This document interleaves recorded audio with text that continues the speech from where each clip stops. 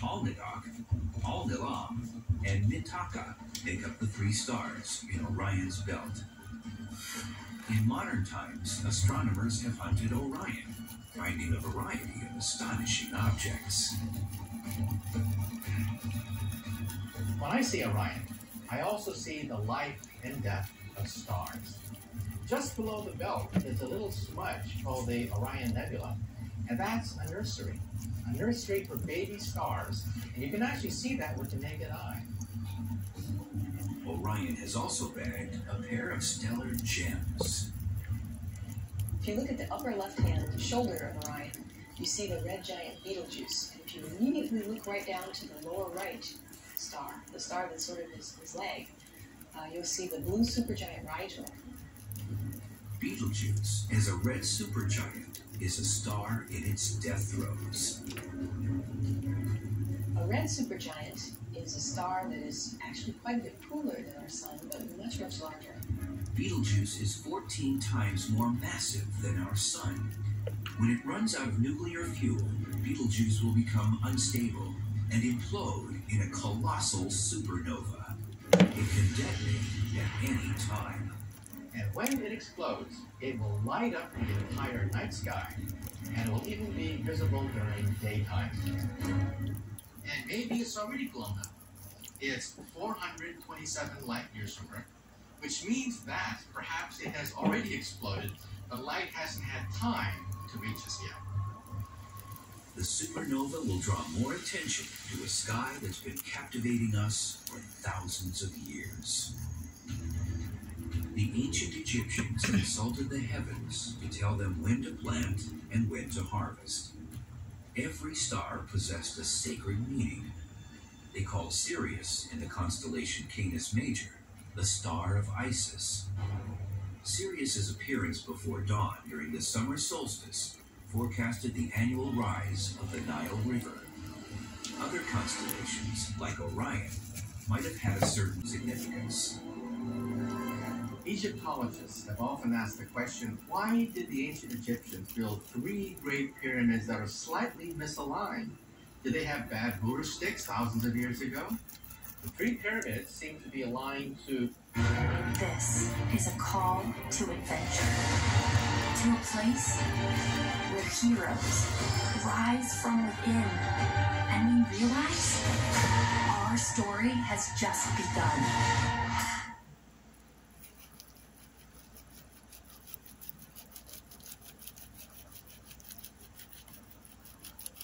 I am Melanie. I'm a fun, caring, and goofy person. The doctor said I had a brain tumor, and it was scary, but you can't be sad. These kids, they don't deserve to have to go through this. My beautiful little redheaded girl has baby syrup. You don't know what's going to happen. St. Jude Children's Research Hospital works day after day to find cures and save the lives of children with cancer and other life-threatening diseases. Please, become a St. Jude Partner in Hope for only $19 a month. I hope there's a cure, because all the children here deserve to have a life.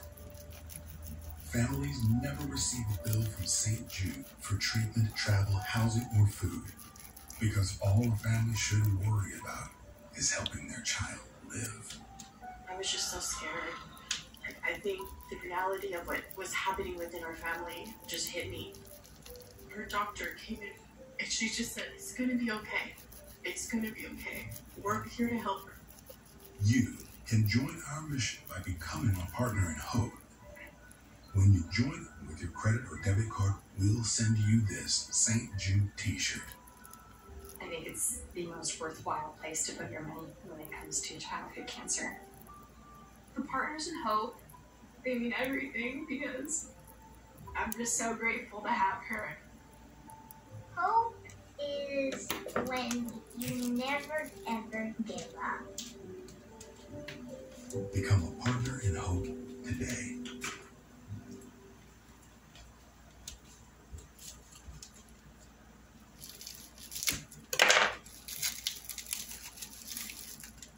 through the three constellation stars of Orion. What does this alignment mean? Was it a coincidence, or were the pyramids intentionally engineered this way?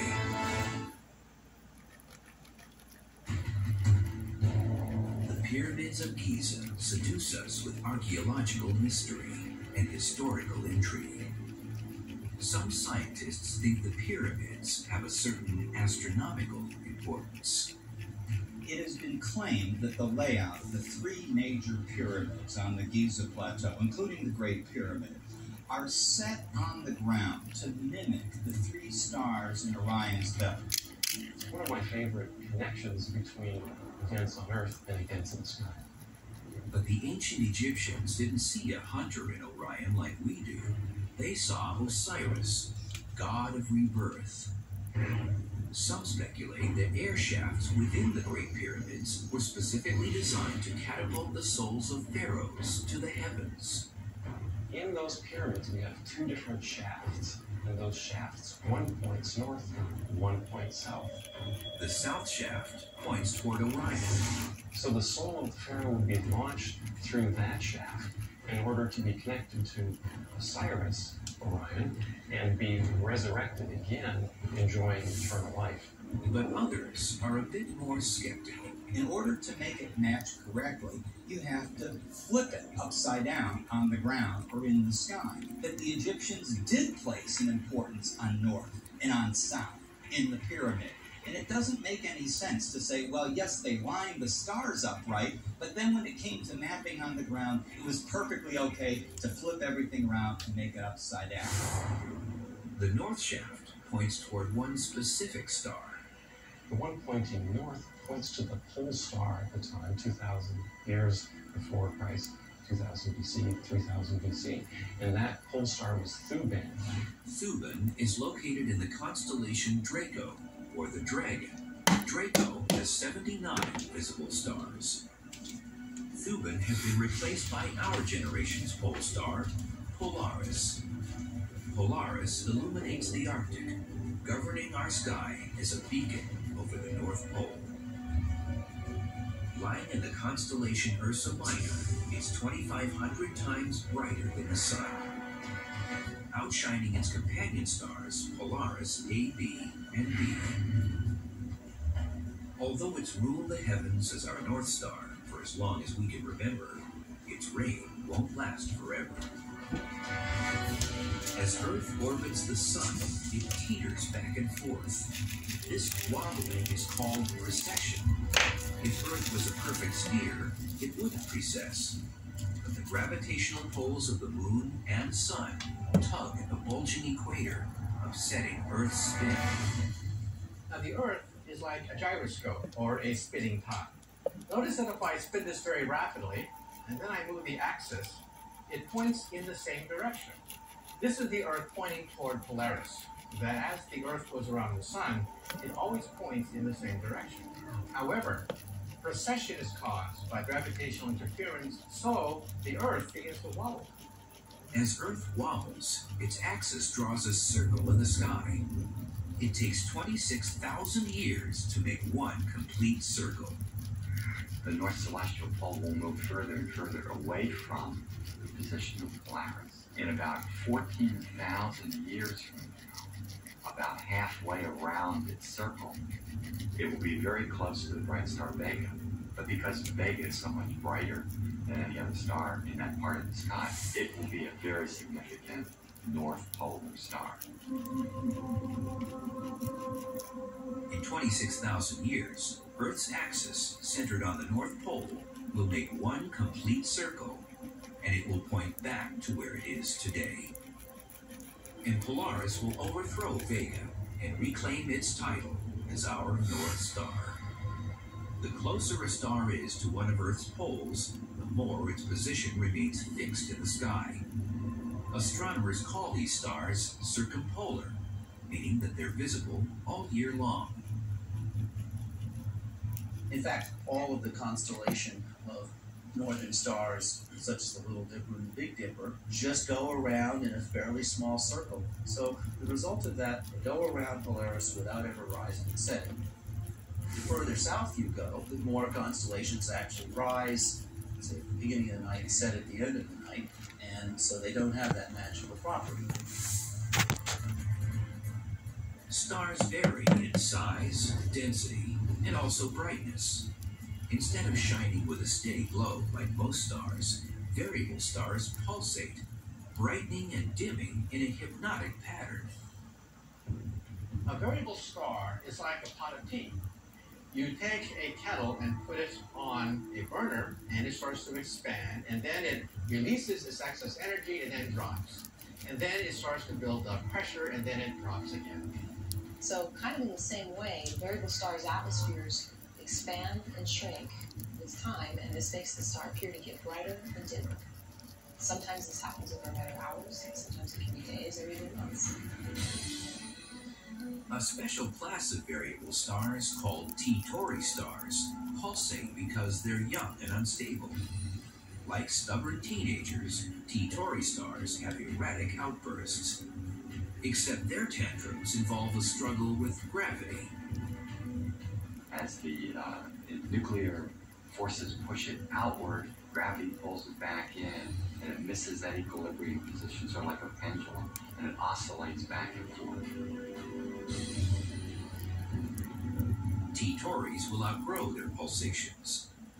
As they age, they'll reach equilibrium, becoming stable stars. In fact, before our sun matured, scientists think that it used to be T-Tauri.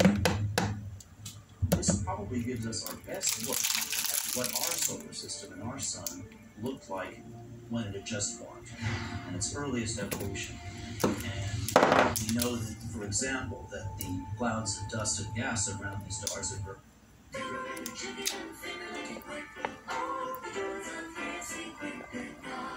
very messy, and it must have been a pretty violent scene with many lumps and chunks of rock colliding into each other and bombarding each other.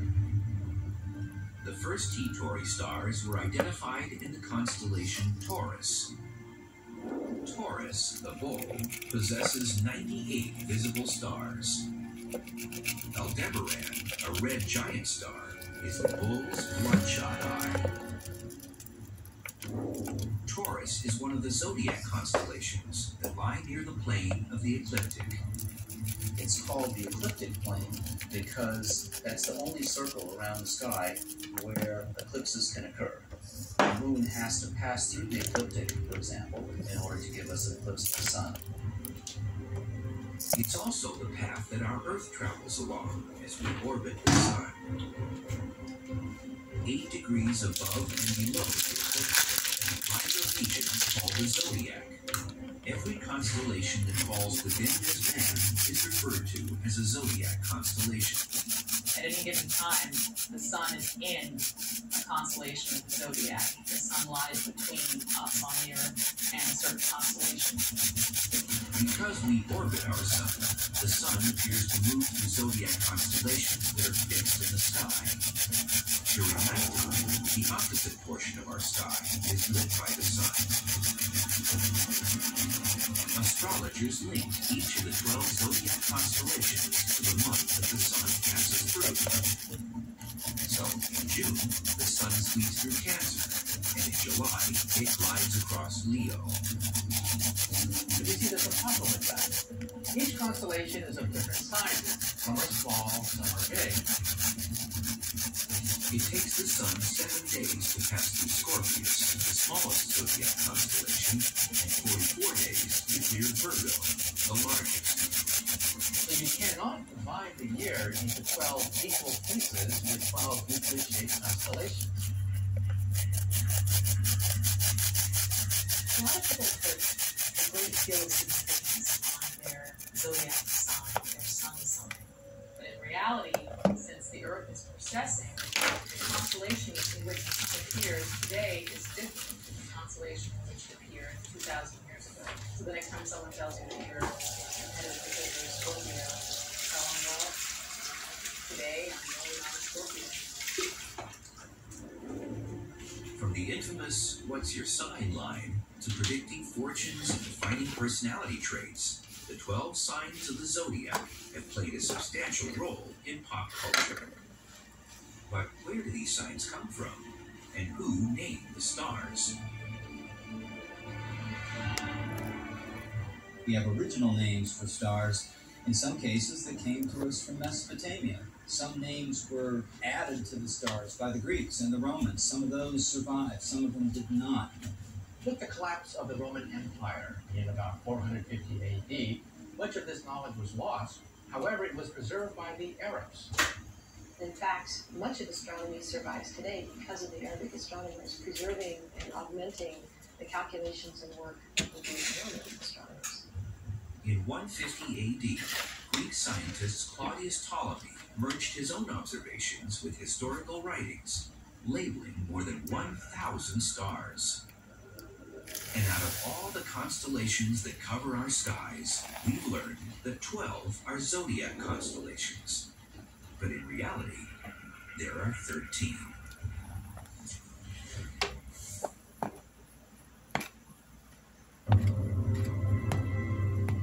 Even if we're not followers of astrology, most of us know what our astrological sign is. What most of us don't know is that instead of having 12 zodiac constellations, there are actually 13. Ophiuchus, which is Greek for the serpent bearer, is our forgotten sign. It has 55 visible stars and is home to Bernard's star, which is the fastest moving star through our night sky. Nestled between Scorpius and Sagittarius, Ophiuchus dwarfs the constellations it surrounds. Although it was one of the original 48-star patterns that Ptolemy cataloged, some scientists speculate that it might have been dropped as a zodiac sign to keep an even number of 12. Others think that precession could have nudged Ophiuchus off the zodiac. The real answer remains a mystery. The only star in the universe that doesn't belong to a specific constellation is our Sun. Comparatively speaking, the Sun is a typical aging star with an average mass. But stars that have about 50 to 100 times the mass of our Sun are called Wolf-Rayet stars. The brightest observable Wolf-Rayet is called Gamma Velorum in the constellation Vela. These massive stars are incredibly luminous and are in their final stages of evolution. The reason they get so luminous is that they're pouring out energy and radiation so furiously, it's actually powerful enough to push off the outer layers of the star's atmosphere. These stars literally evaporate themselves from all the heat and radiation that they're generating, leaving behind just the very, very hot central core. Although scientists haven't directly observed the death of any, they speculate that Wolf-Rayet stars will end their lives in colossal supernova explosions, or possibly collapse into massive black holes. But before they do, they put on a very spectacular show of blowing out all of their outer layers of gas into the interstellar medium. Today, our network of ground and space-based telescopes allows astronomers to see any point in the sky. But ancient astronomers in the northern hemisphere couldn't see that the southern hemisphere looks out on an entirely different view. If you're in the southern hemisphere, the most prominent feature in the night sky is the Milky Way. And in the Milky Way, we have these zones that are dark, they're dust clouds. When you look at them from Earth, they're just... You hate people. I hate people individually, but I love mankind. Oh, you do. dark against the backdrop of the very bright Milky Way and all the stars. It's the most noticeable thing. These dark clouds appear as holes within the Milky Way's starry swath. There's such a distinctive pattern, these holes, that some civilizations, in particular the Incas in South America, identified these black splotches, these absorptions, as constellations themselves. These dense patches of dust are known as dark cloud constellations.